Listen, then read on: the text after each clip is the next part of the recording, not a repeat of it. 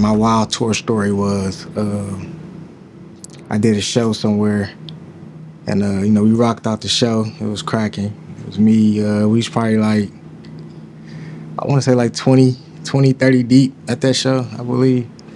Anyways, after the show, we come out the show. Some little dude, he come up to me, he asked for a picture. It was already kind of weird, but I ain't thinking too much of it. He come up, but as he come up, he kind of like pat my chest. I'm not knowing he was trying to take my gold chain at the time.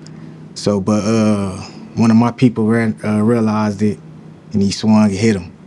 So a big melee was going out in the parking lot. My brother, he grabbed me, trying to hurry up and get me to the car, but I'm trying to fight because I'm not thinking, at the time, this fresh, I'm fresh getting the popularity and stuff, so I'm not really thinking about being a rapper or nothing like that. I'm thinking, this is my family, I gotta help, whatever. Long story short, it was just a big brawl, all that stuff. Shots went off. Everybody get to go into their cars, run into their cars. We all pull off. We probably get like, I want to say like 15 minutes from out the city. And my cousin hit me like, hey man, there's some girls in the trunk. He's like, what? So we all pulled over. It's 2 girls hiding in the trunk. We make them get out. I don't know where they went. So it's crazy. So we just went back to Milwaukee after that. But that was just something that was just crazy. It was just a lot of stuff just going on. Because at the time, I was like 19 at the time. So he probably was like, I want to say like 16, but like 15. How old you think he was? Like, probably like 16, 17, like around that age. But so I'm thinking like it's a fan moment. Like, you want to take a picture? I'm like, cool. I ain't thinking none of it. But luckily, one of my people noticed like what he was on. After that happened, a lot of them came out of. So it was like they probably had it planned. So it was, how that is. Cause every time we go there, it be wild shit happening. So we don't know if they was trying to on some fan stuff or maybe they was scared because it was shots ranged off, all that stuff. Ain't no telling. I ain't asked no questions. I just kept going. Another wild tour story was when it was my first time in Racine, Wisconsin. I ain't think too much of it. I took the show for like almost little to nothing because I'm thinking like, it's out of town. I'm fresh, just whatever. But when we get out there, they rolled out the red carpet. They give us a whole VIP room, all this stuff, walk us in. Me and my guys, we all happy, geek. Girls, saying, screaming our names, all that stuff. It's like probably like 500, 600 people there. So we just sitting there, and they said somebody wanted to take a picture with me. And the girl came out, and she just was like in tears, like makeup falling, like everything just in tears, like breaking down, like Munch Lauren, like. And I was just sitting there just like this, like I'm just like shocked. Everybody like, that's crazy. But that was my first time like really experiencing like girls like falling out like in front of me, and I'm just looking like, I'm feeling like I'm a regular person. But they look at me a different way. So and the show went crazy. Like they had at least like 50 girls coming on stage as I'm rapping, just walking, running on stage. So it was just wild for me. She was a big fan, and she was just crying, shaking like she wanted a picture, but she was just bawling in tears. Like, so I'm like, the show was lit.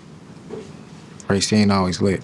I mean, I would say they made a lot of money, and that's what made me realize that too. Cause when I went back to get my back end, cause at the time I ain't had no manager. I was just moving myself.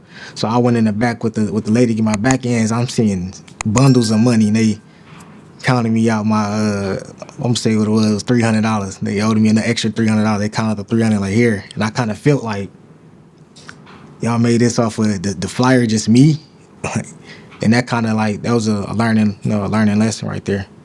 I didn't know my fan base was like that in that city, so, and they knew, so they took advantage of it.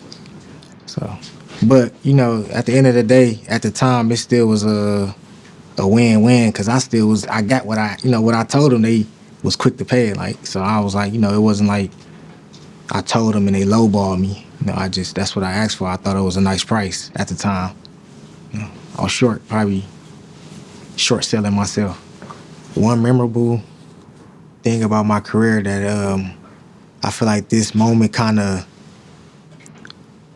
made me think on a different level was when Complex posted up an article that basically they was breaking down which state, what song was the top song in each state. And when it came to Wisconsin, if they had one of my songs, it was #1. So just to see like, and I'm looking at the list, you see like in Atlanta, Future, you see like, you see all that. And I'm like, it's crazy that my name is on there on Wisconsin. So that kind of made me realize like, anything is possible if I keep on just pushing and pushing. Like I said, I'm independent. So it was really like something major. I thought you had to be signed to get some stuff like that. But I realized you don't. So some of the things I enjoy as being an independent artist is freedom. Pretty much. Do what you want to do. The cons of being an independent artist is I say financial support.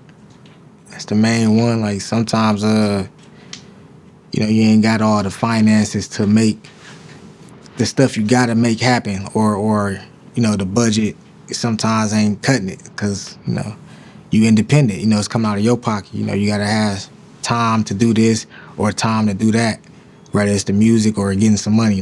So it be up and down with that. And as far as like when you with a label, you pretty much spending the bank. You spending the bank money, even though you got to pay it back. So that goes back to it's 50-50. It's a pro and con. So I say that.